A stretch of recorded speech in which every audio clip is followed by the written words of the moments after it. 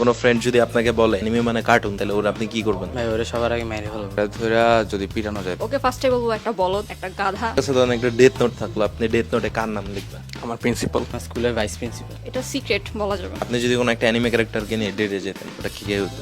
ডেটে যেতে চাই আমি নারুতো। বাংলায় কখনো মাঙ্গা কমিক্স পড়ছেন? হ্যাঁ, আমাদের ইয়াতে পড়ছি সোর্সের। যখন সোর্স পড়া শুরু করছি, তখন আমি একটা ফিল পাইছি যে ওরা একটা দেশি কালচারকে এটার মাঝখানে অ্যাড করছে আর কি।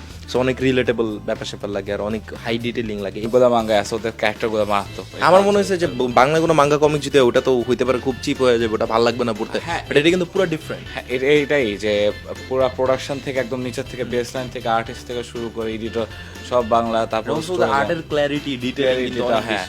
এবং দেখা যায় যে আমরা যে নর্মালি পড়ি না কপি, বাংলাদেশে মোস্ট অফ আমরা পড়ি যে দেখা যায় নীলক্ষেতের কপিগুলো পড়ি, এটা কোয়ালিটিটাও ডাল থাকে, কোয়ালিটি বোঝা যায় না। বাট সোর্সের এগুলো একদম কোয়ালিটি থেকে শুরু করে সবগুলো টপ নচ থাকে, এই কারণে এটা খুবই ভালো লাগে।